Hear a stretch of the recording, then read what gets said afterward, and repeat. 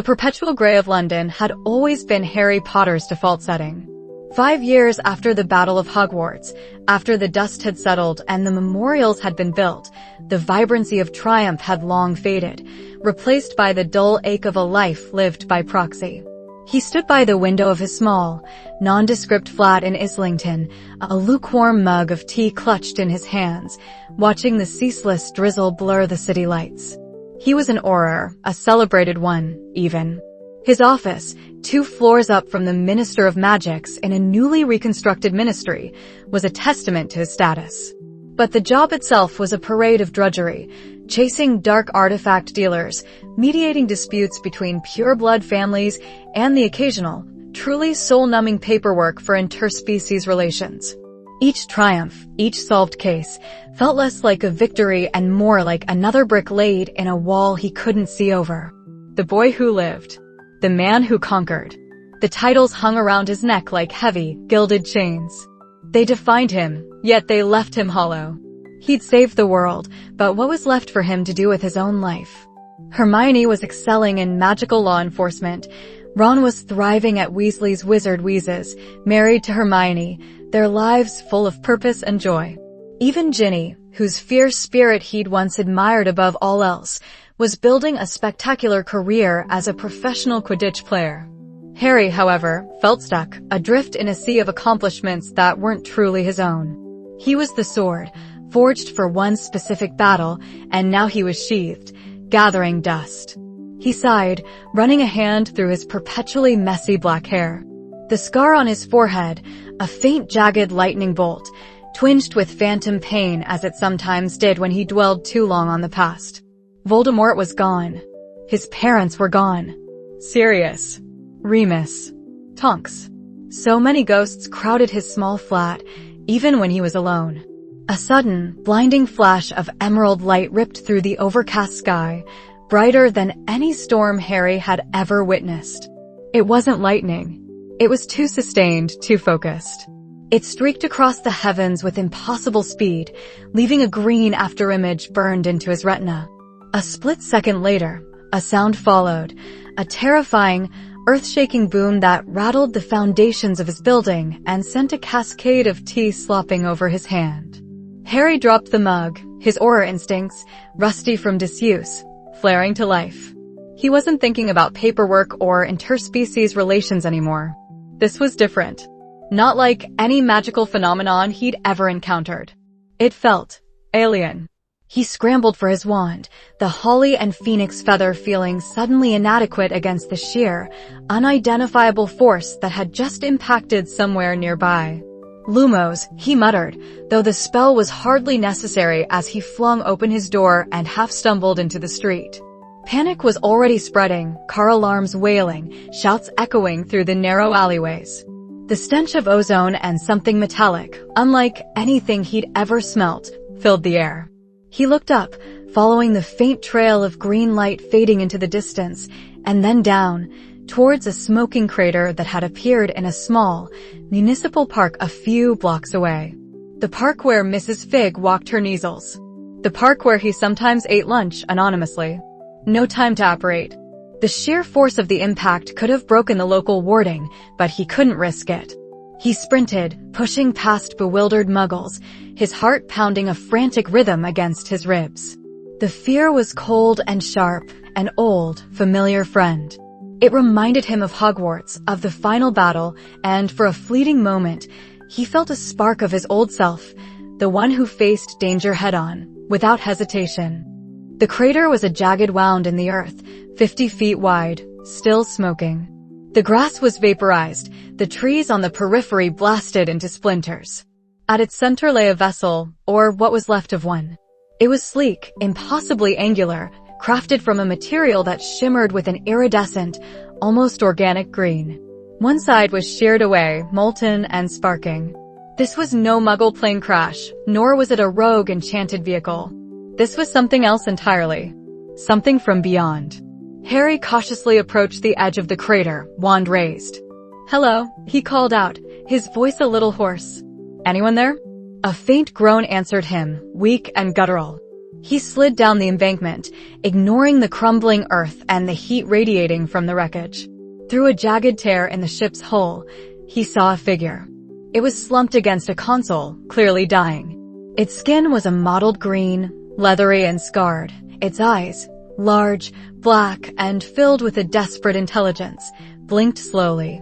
It was humanoid, with 4 thick, gnarled fingers on each hand and a wide, almost reptilian mouth.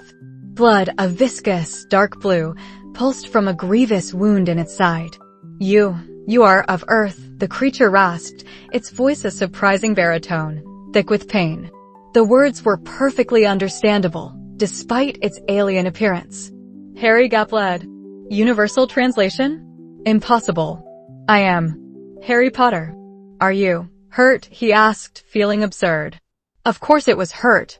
It was bleeding blue blood from a massive hole. The alien chuckled, a wet, rattling sound. Hurt, an understatement, young one. My journey ends here. Its gaze, however, was fixed not on Harry's face, but on his left hand, specifically the ring he wore, an ancient, simple silver band he'd inherited from his father. Willpower, strong. Core, bright. Harry frowned. My core.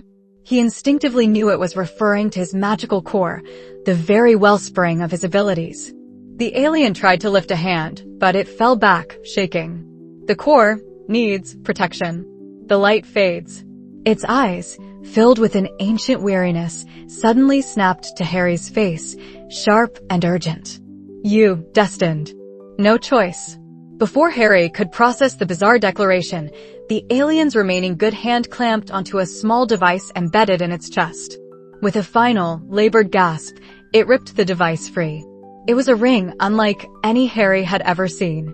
Not gold or silver, but a vibrant, almost liquid emerald green, glowing with an inner light.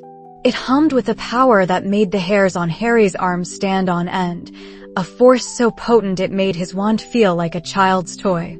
The dying alien extended its hand, pushing the glowing ring towards Harry. Its voice was a whisper, a final, desperate plea. Sector 2814. Earth, you, protect. Then, with a final, shuddering breath, its large eyes glazed over, and its body went limp. The green ring, however, didn't stop. It disengaged from the alien's lifeless fingers and pulsed, vibrating with an almost sentient energy. It hovered in the air for a moment, then, with startling speed, shot towards Harry. He recoiled, stumbling backwards, his wand instinctively coming up. But the ring was faster. Before he could even formulate a defensive spell, it closed the distance, bypassing his hand and shooting straight towards his right index finger. A jolt, like 10,000 volts of pure magical energy, surged through him as the ring slid effortlessly onto his finger, resizing itself instantly to fit perfectly. It didn't feel like metal or plastic. It felt like energy living and breathing. The moment it settled, a torrent of information, images, and foreign concepts flooded Harry's mind. He saw galaxies swirling, stars collapsing, alien species beyond his wildest imagination. He saw an oath, words of courage and duty, burning across his internal vision in a language he somehow understood. In brightest day, in blackest night. He gasped, clutching his head, overwhelmed by the sheer, terrifying scope of it all. His magical senses, usually so attuned to the subtle flows of energy around him, were screaming in protest, overwhelmed by this new, utterly alien power that now resided on his finger. A voice, clear and resonant, yet devoid of a physical source, resonated directly in his mind, echoing the dying alien's final command. Harry Potter of Earth, you have been chosen. You have the ability to overcome great fear.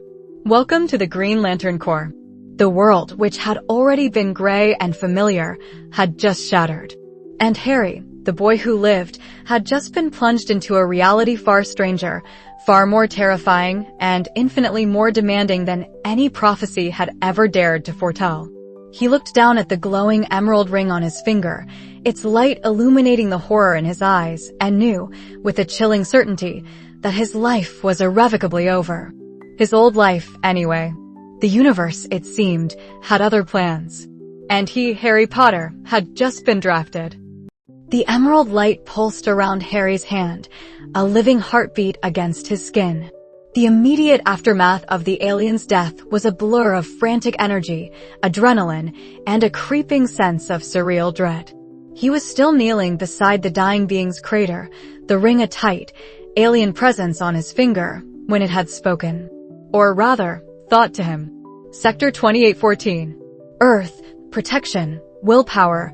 The words weren't auditory, but impressions, a direct infusion into his mind, like legitimacy without the invasive violation. It was a plea, a burden, a cosmic responsibility he hadn't asked for. He scrambled back to his feet, heart thrumming a frantic rhythm. What in Merlin's name? The ring flared, illuminating the debris-strewn parkland. Harry instinctively tried to take it off, but it clung to his finger, unyielding. He pulled, twisted, even muttered a few half-formed Fidelius and Colloportus spells at it, as if a charm could unlock an alien artifact. It merely hummed, a low vibration that resonated deep within his bones. It understands your intent, but not your method. Willpower. Focus. Harry blinked. Willpower? What like? Accio pizza. He thought of a steaming pepperoni pizza, concentrating hard. The ring glowed brighter, and a faint, shimmering, translucent outline of a pizza briefly coalesced in the air before flickering out. Harry stared. Bloody hell. It's like wandless magic, but bigger. And far more exhausting. The brief mental effort left him feeling like he'd just cast a complex ritual. Over the next few hours, Harry's flat became a laboratory of utter bewilderment.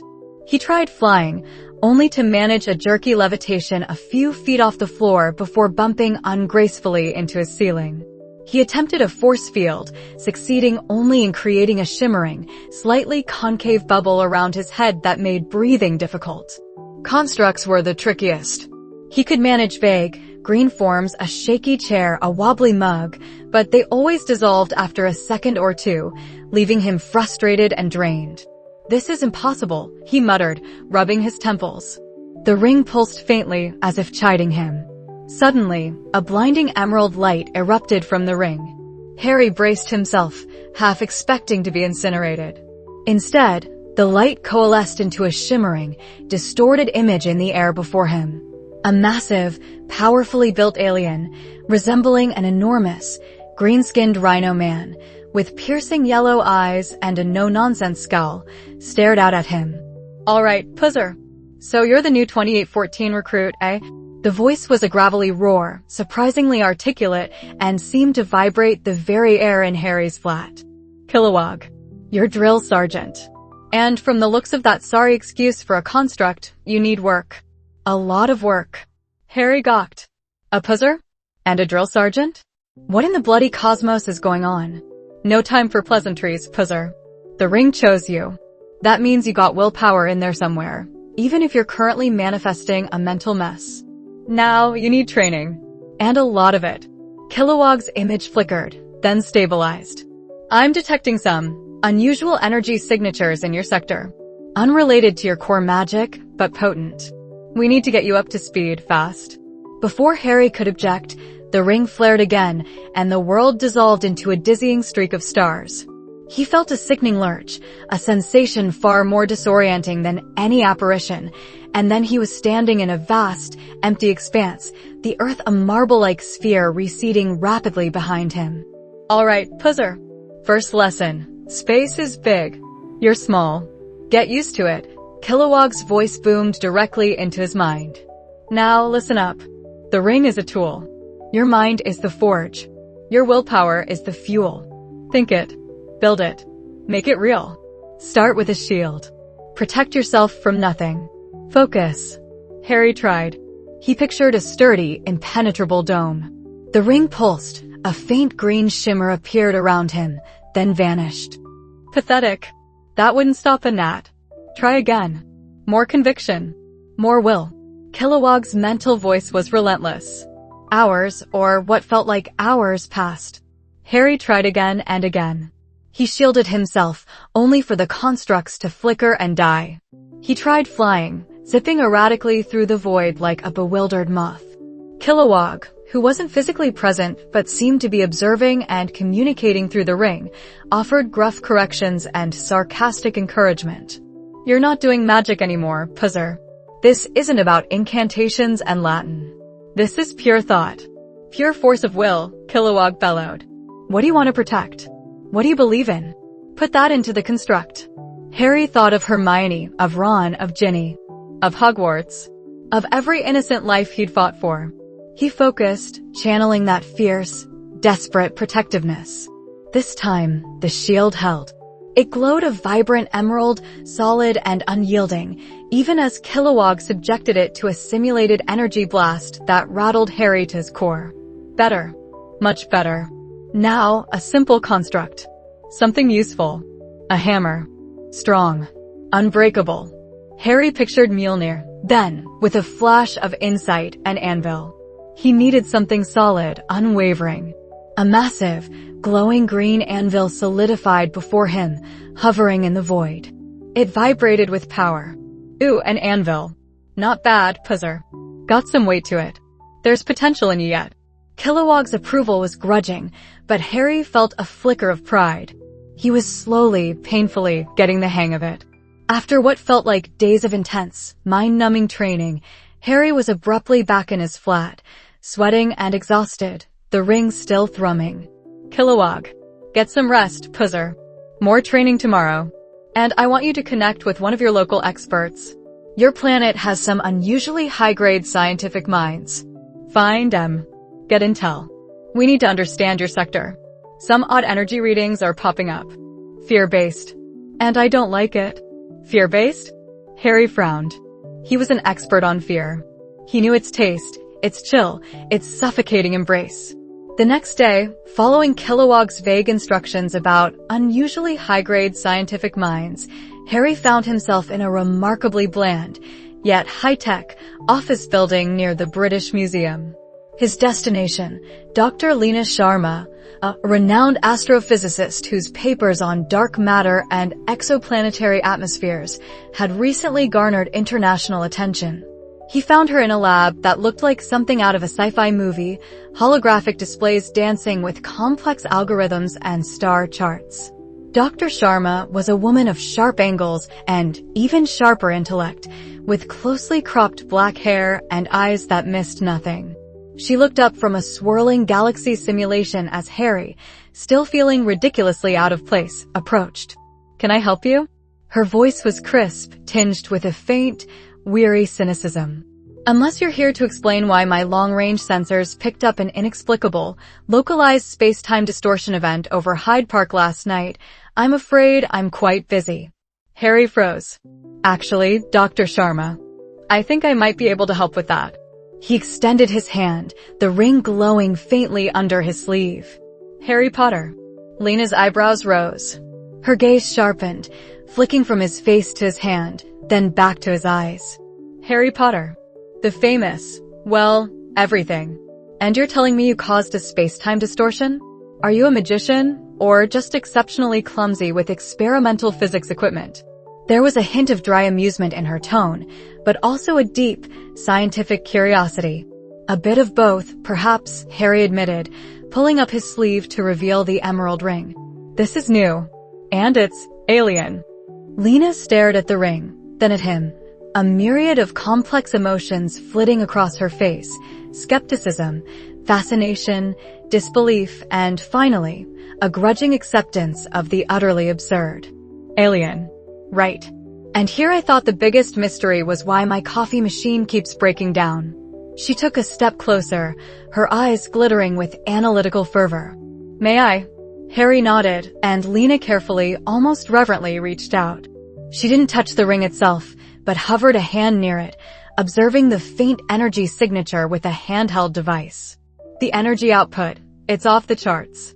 Non-terrestrial. And it's resonating with emotional and cognitive patterns. Willpower, you say?"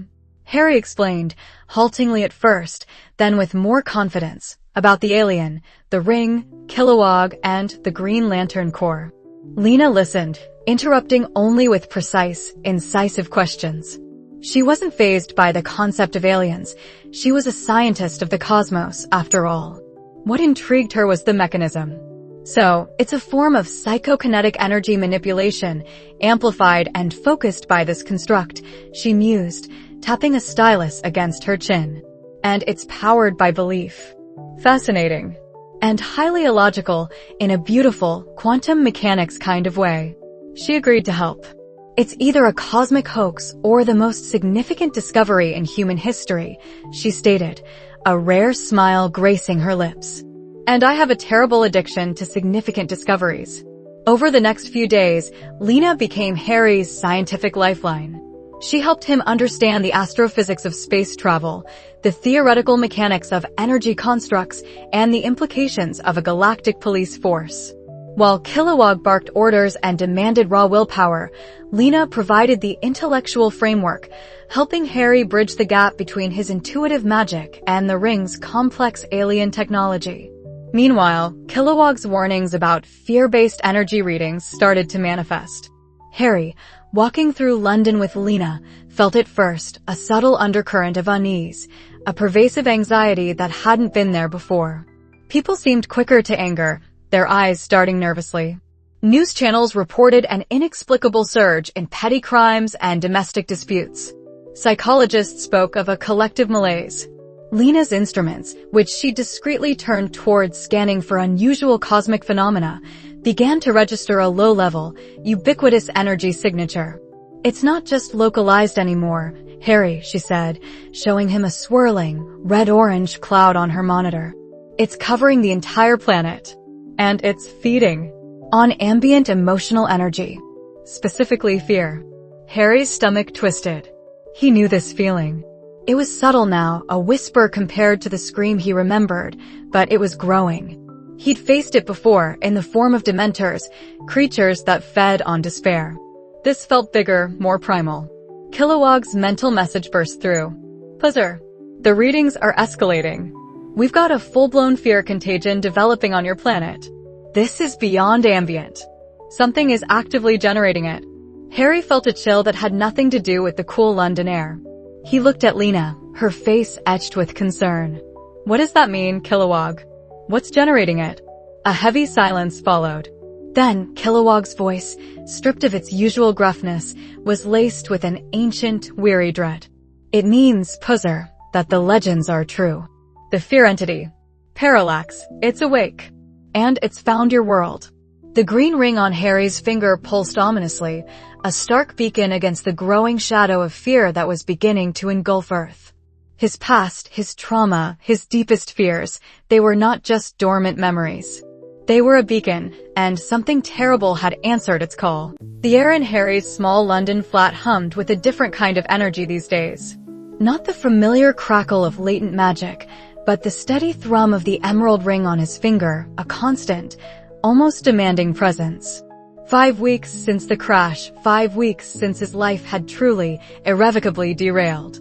He stood before the large, dented mirror in his bedroom, the one that had witnessed countless frustrated attempts at fixing a crooked tie or taming his perpetually unruly hair. Now, it reflected a figure clad in a hastily conjured practice uniform, dark green, form-fitting, utterly impractical for anything outside of cosmic heroics and the glowing ring. Okay, concentration, Potter, he muttered, his brow furrowed. Kilowog wants a three-dimensional, self-sustaining, multi-vectored construct. Whatever that means. He closed his eyes, picturing it. A simple cube. Then, 3 intersecting planes within it. He willed it into existence.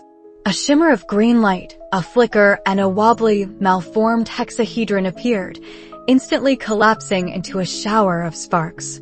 Bollocks, he sighed, rubbing his temples. It was frustrating. He could conjure a fully articulated Patronus with a single thought, create complex transfigurations, even brew intricate potions. But this alien power felt both limitless and entirely alien to his magical instincts. Kilowog's gruff voice echoed in his mind, courtesy of the ring's universal translator, which had an uncanny knack for picking the absolute worst moments to transmit. Potter, are you meditating or fighting a bloody war? Your willpower score is fluctuating like a cheap stock market. Focus. Harry winced. He'd forgotten to mute the comm channel.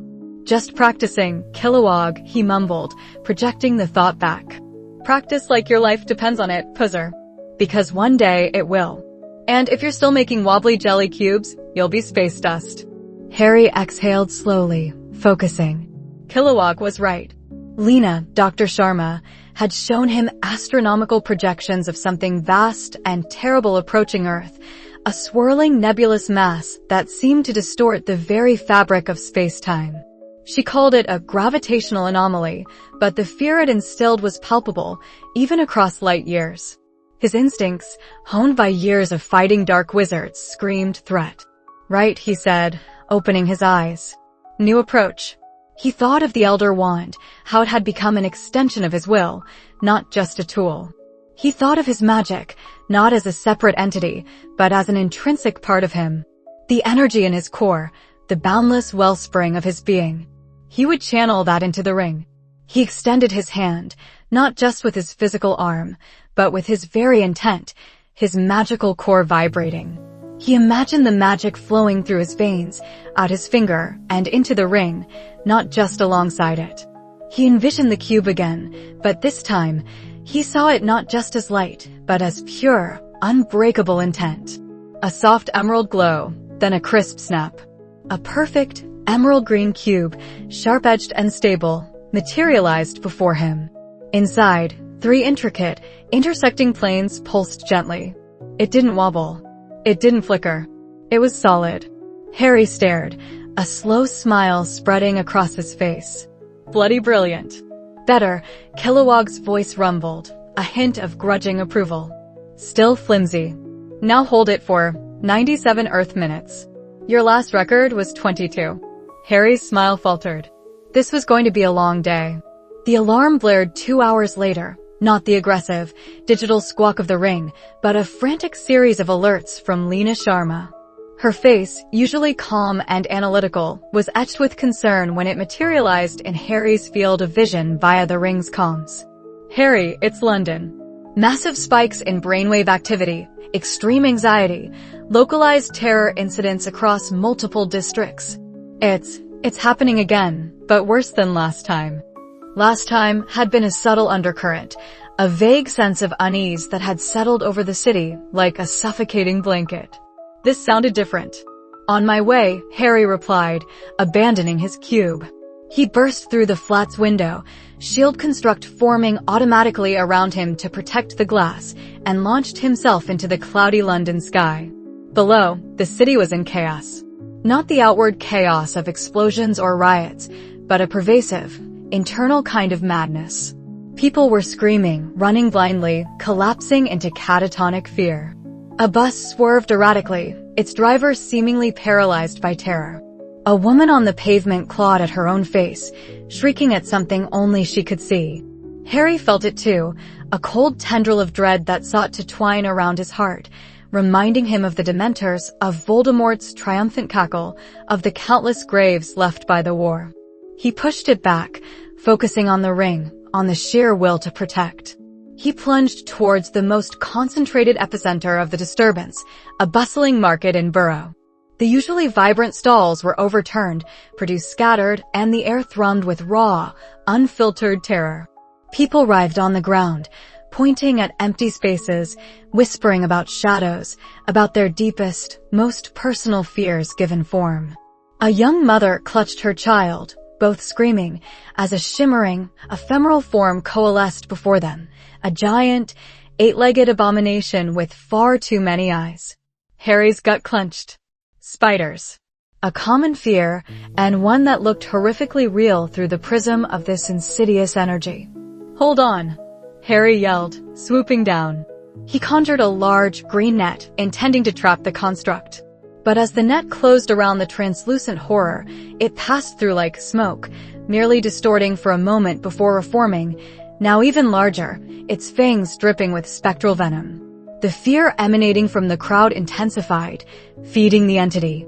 Harry felt a cold dread seep into his own mind, a fleeting image of Ron and Hermione lying dead, of himself standing utterly alone against a sea of darkness.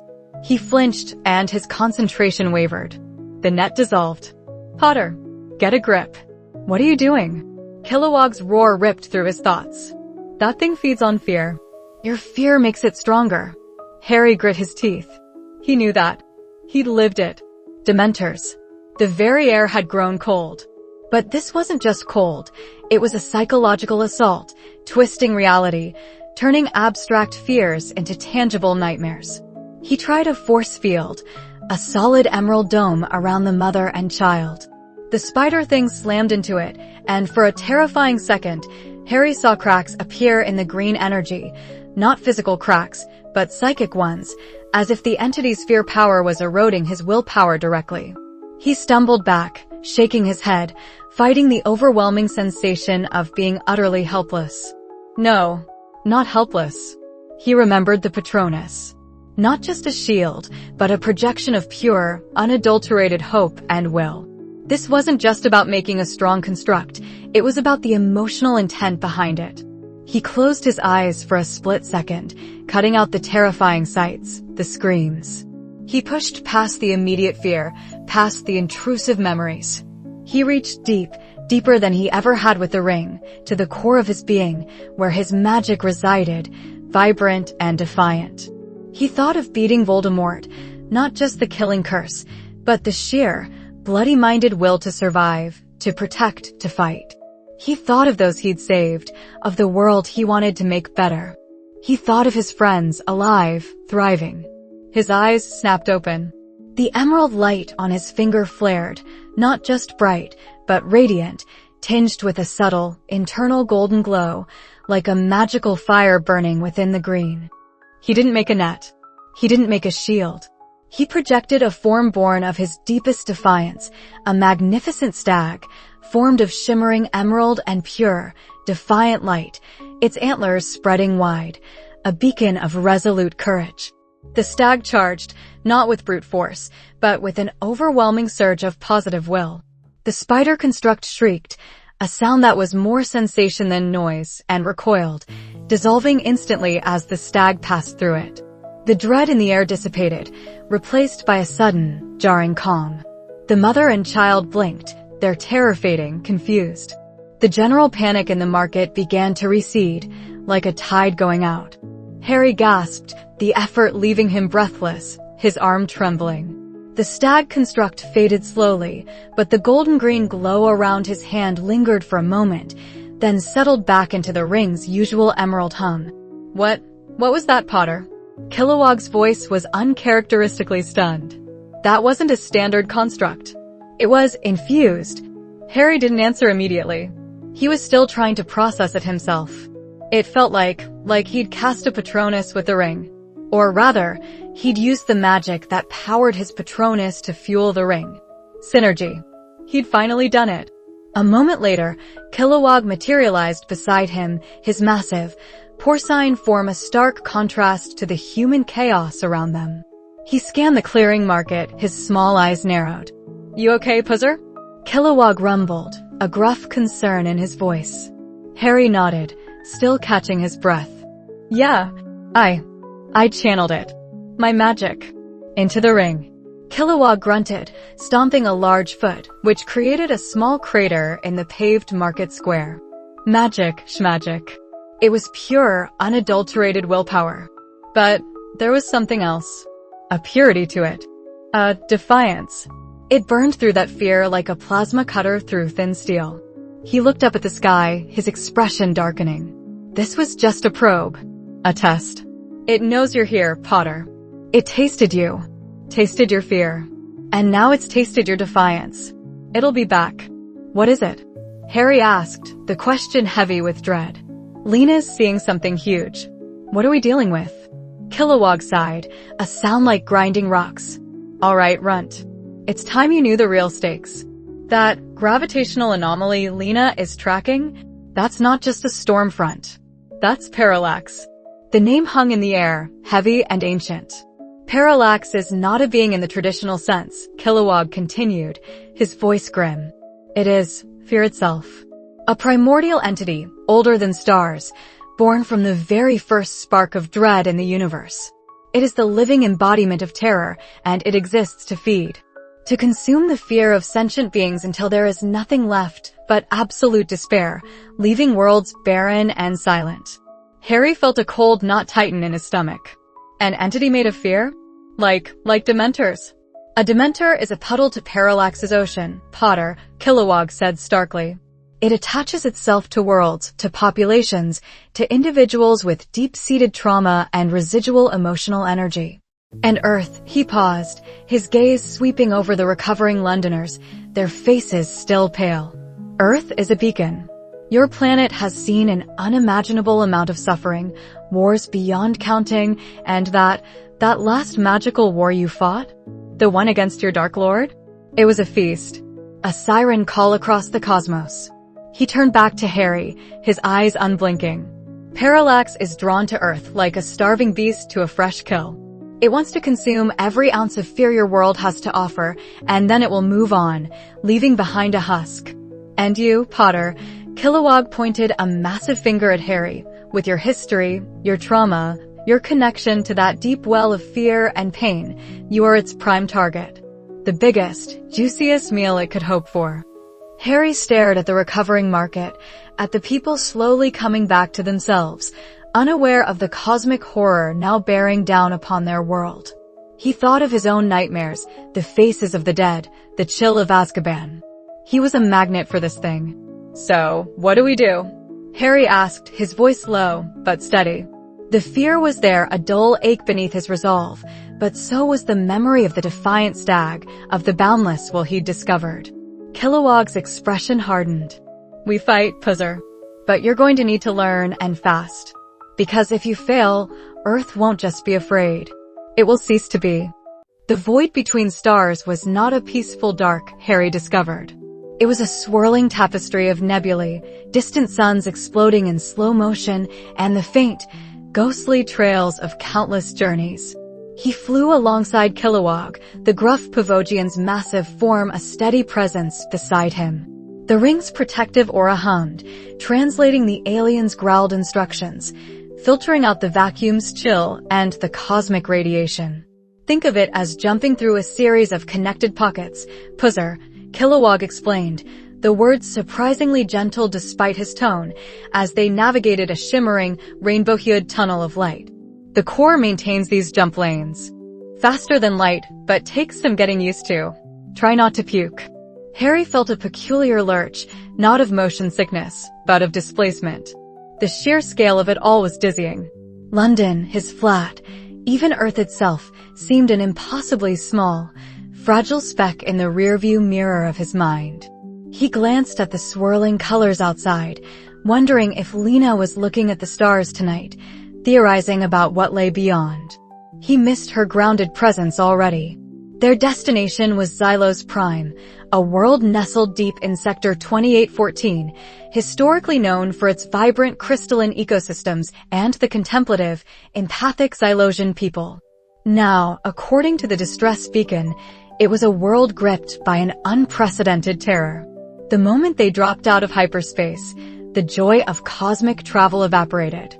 Xylos Prime hung before them, not a jewel, but a bruised, purplish orb. Its once bright crystalline structures no longer reflected starlight.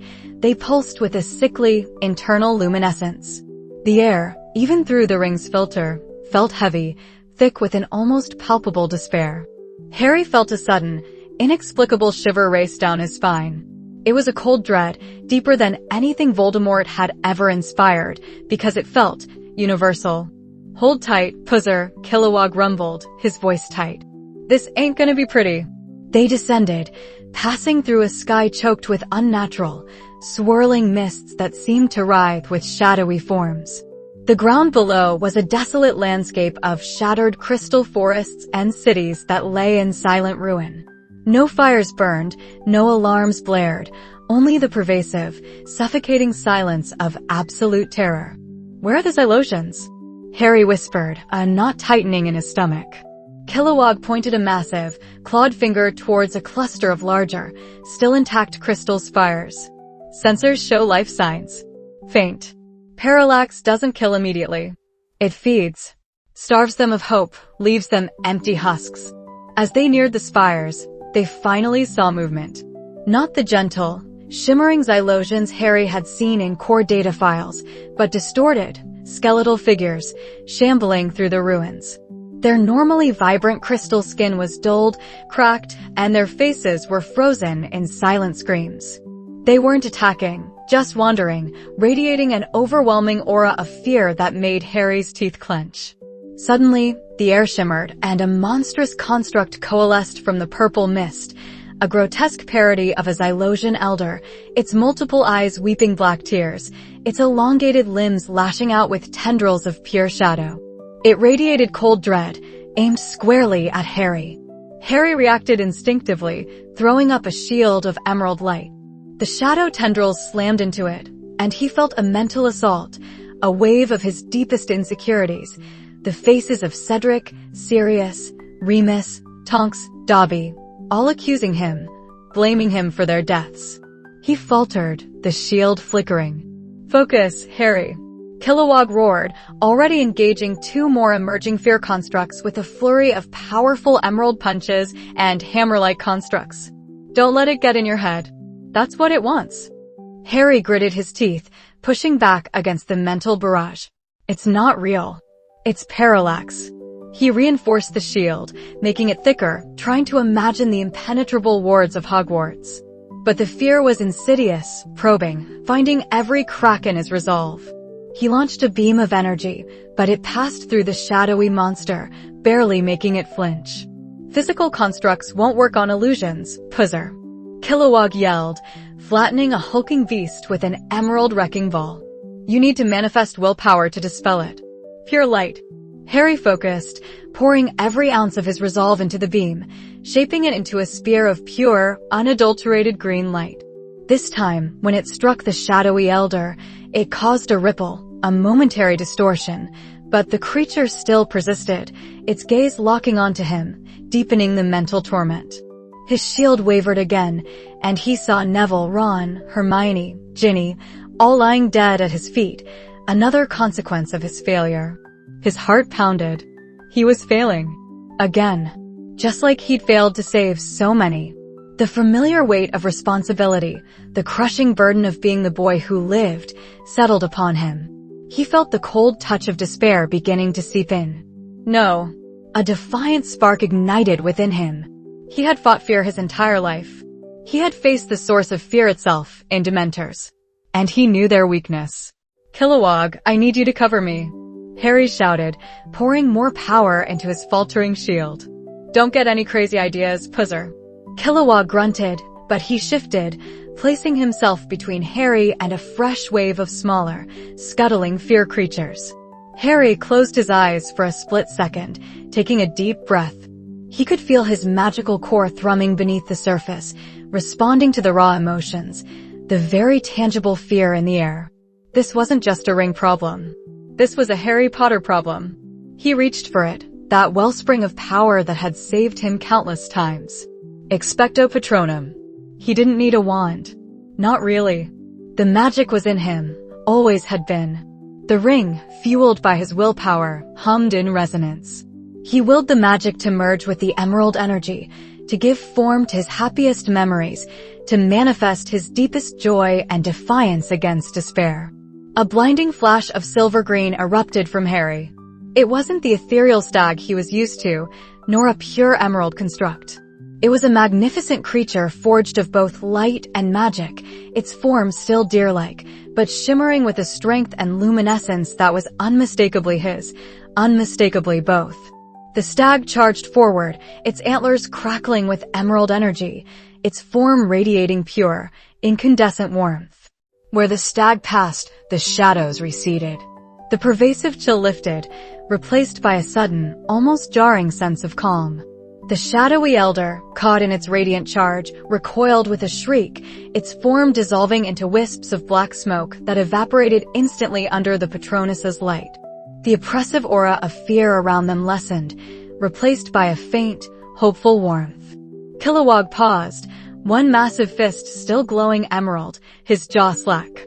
"What in the name of OA was that?" Harry, breathing heavily, felt a surge of exhilaration he hadn't experienced in years. The combination felt natural, organic.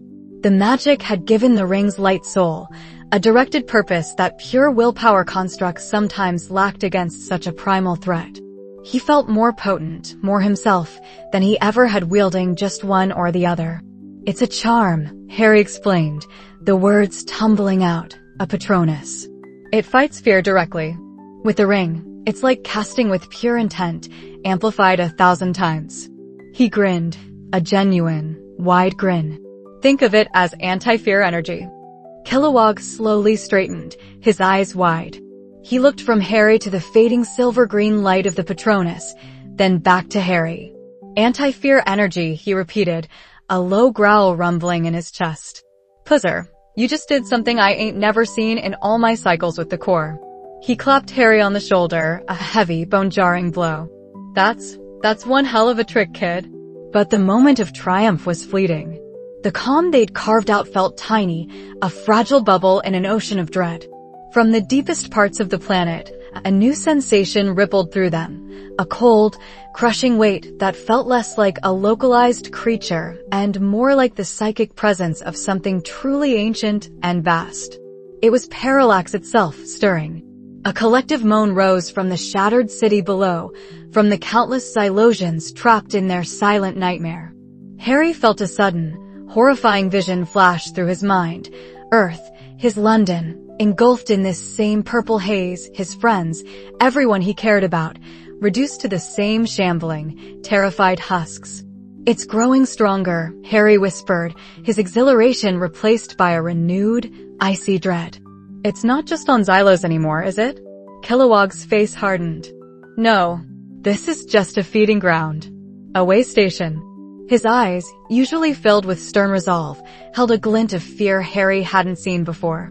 It's spreading. And if I know anything about Parallax, Puzzer, the real target is always where the fear is deepest, the potential for despair greatest.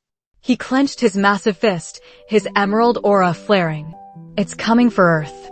The raw power of the fear entity pulsed, not just through the air, but directly into their minds, a silent, pervasive whisper of coming doom. Kilowog turned to Harry, his voice grave. We've bought these Xylosians a moment, but we can't hold it back here. Not alone. We have to go back. Now. Before it consumes everything. Harry looked at the terror-stricken world around them, then at the vision of his own planet in his mind. The void in him, the emptiness he'd felt after Voldemort, was gone. Replaced by a burning, incandescent determination. He had faced fear and despair his entire life. He would not let it claim Earth. He nodded, his gaze resolute. Then let's go. We have a planet to save. The emerald beacon of Harry's ring cut through the blackness of space, a shimmering spear aimed directly at Earth. Even from orbit, the planet glowed with an unsettling aura, not the vibrant blues and greens he knew, but a sickly, pulsating orange-red, like a bruised apple. Fear, thick and viscous, emanated from the atmosphere, a palpable scream that resonated with his own anxieties. It's worse than I imagined, Harry muttered, his voice tight. Kilowog, a massive emerald silhouette beside him, rumbled, Parallax doesn't play subtle, Puzzer. It feeds on chaos, and your world's got a fresh buffet of it. As they broke through the upper atmosphere, London was a nightmare painted in fear. Skyscrapers were wreathed in dark, writhing tendrils of energy, not unlike Dementors, but far more malevolent and physical. Panic ripped through the streets, Muggle vehicles abandoned, their occupants fleeing unseen horrors. Even in the wizarding enclaves, wards flickered erratically, their protective magic struggling against an insidious, non-magical intrusion. The air tasted of ozone and despair. Harry, you're back. Lena Sharma's voice crackled through his ring's calms, strained but resolute. Thank God. It's everywhere. The energy signatures are off the charts. People are seeing their worst nightmares come to life, literally. There are panic attacks, riots, mass hysteria. The government is trying to enact a global lockdown, but it's useless against this. What's the epicenter, Lena? Harry demanded, his eyes scanning the city below, heart hammering. The weight of his past, the faces of those he'd lost, began to flash in his mind, courtesy of Parallax's subtle probing. It seems to be gravitating towards central London, specifically areas with high population density and historical emotional resonance, Lena replied, a hint of scientific detachment battling against her clear terror. The Ministry of Magic, for one. And curiously, a large focus around Trafalgar Square. The residual magic from your war, it's like a beacon. Kilowog grunted, makes sense. Parallax doesn't just want fear, it wants powerful fear. A planet still healing from a war fueled by hate, and a guardian fresh off the battlefield. You're a 5-star meal, Puzzer. Harry clenched his jaw. He could feel Parallax attempting to burrow into his mind, whispering doubts, replaying Cedric's death, Sirius's fall, Dumbledore's sacrifice. He pushed back, focusing his willpower, a familiar magical warmth surging within him, amplified by the ring. All right, Kilowog, Lena. Time to send our unwelcome guest packing. He plunged towards Trafalgar Square, Kilowog a thundering green comet right behind him. The square was a maelstrom of fear manifestations. Dark, amorphous creatures resembling mutated dementors coalesced from the shadows, striking at fleeing muggles. Harry saw distorted reflections of his deepest fears, Voldemort's sneering face, Bellatrix's cackle, even a towering, spectral version of the burrow reduced to ash. Target the biggest concentrations, Puzzer. Kilowog roared, already conjuring a massive green hammer that smashed through a cluster of spectral figures, sending them dissolving into black smoke. Harry flew into the fray, his emerald constructs burning brighter than ever. He projected a massive shield, iridescent green and shimmering with magical energy, protecting a group of terrified civilians. Then, with a thought, he conjured a colossal basilisk, its scales wrought from pure emerald light, its eyes glowing with the killing curse's power. It lashed out, its jaws snapping, dissolving the fear creatures with each bite, as if eating the fear itself. But Parallax was cunning. It didn't just attack physically. As Harry fought, the whispers intensified, clawing at his mind. You failed them. All of them. Just like you'll fail now. You're just a boy playing hero, Harry. A pawn of prophecy. This isn't your fight. Run. Give up. A surge of pure dread hit him, so potent it nearly buckled his knees in midair. He saw Ron and Hermione, their faces twisted in agony, blaming him for some unnameable catastrophe. He saw Ginny, cold and distant, telling him he was nothing but a burden. He saw his parents, disappointed, their eyes empty. This was Parallax's true weapon, the weapon that had ravaged entire civilizations. Harry screamed, a guttural sound torn from his throat, and the basilisk construct flickered, weakened. Parallax, sensing an opening, coalesced into a colossal, grotesque form above Nelson's column, a swirling mass of yellow-orange energy, eyes burning with malicious intelligence, a mouth opening to reveal rows of razor-sharp teeth. It towered over London, radiating pure, concentrated terror. Guardian, fight it. Kilowog's voice, usually so gruff, was laced with urgency. It's trying to overwhelm you. Focus your will. But Harry was drowning. The fear was a tidal wave, pulling him under. He remembered the graveyard, Cedric's dead eyes. The Department of Mysteries, Sirius falling through the veil. The battlements of Hogwarts, Dumbledore plummeting. Every loss, every failure, every moment of weakness was magnified 1,000-fold. He was just Harry, a boy who had stumbled into greatness, constantly afraid he wasn't enough. He had carried the weight of the wizarding world, and now the entire galaxy. He was exhausted. Give in, Harry. Let the fear consume you. It will be peaceful. For a terrifying second, Harry almost did. He felt the ring's power waver, his energy constructs faltering. He was paralyzed, suspended in a void of pure terror. Then a different voice echoed in his mind, sharp and clear despite the roaring fear. No. You don't get to choose my destiny, Parallax. It wasn't a whisper. It was a roar. Not from Kilowog, not from Lena, but from him. Harry Potter. Not the chosen one, not the boy who lived, but the man who had chosen to live, to fight, to protect. He remembered Dumbledore's words, "It is our choices, Harry, that show what we truly are, far more than our abilities." He remembered his friends, his allies, the brave faces of those who had fought alongside him. He remembered his purpose. The fear was still there, but it no longer controlled him. He accepted it. He would always carry his scars, his losses. But they were not weaknesses. They were the proof of his courage, the foundation of his empathy. They fueled his willpower. A surge raw and primal erupted from Harry's core. His magical energy, previously struggling, now pulsed, vibrant and green, merging seamlessly with the ring's emerald light. He was a conduit, a living nexus of magic and cosmic power. His eyes, usually emerald green, blazed with an intensity that rivaled the ring itself. You feed on fear? Harry's voice, though amplified by the ring, resonated with a chilling calm that cut through Parallax's psychic assault. Then feed on this. He channeled every ounce of his grief, his rage, his determination into a single, devastating blast. Instead of merely projecting a construct, he wove a spell of pure, concentrated light, a blinding emerald beam that erupted from his hand, imbued with the destructive power of 1,000 Avada Kedavra curses, yet fueled by the purest willpower. The beam struck Parallax's monstrous form with the force of a supernova. The fear entity shrieked, a sound that ripped through the very fabric of reality, as Harry's unique fusion of magic and lantern energy tore at its essence. The green light wasn't just physical force, it was anti-fear, anti-despair, an anathema to Parallax's very being. Parallax buckled, its colossal form flickering, dissolving at the edges. The yellow-orange energy began to recede, crackling like dying embers. Harry kept the pressure on, pushing it back, out of London, out of Earth's atmosphere, into the cold vacuum of space. He poured every last drop of his will into the assault, a searing, emerald column of defiance. Never again.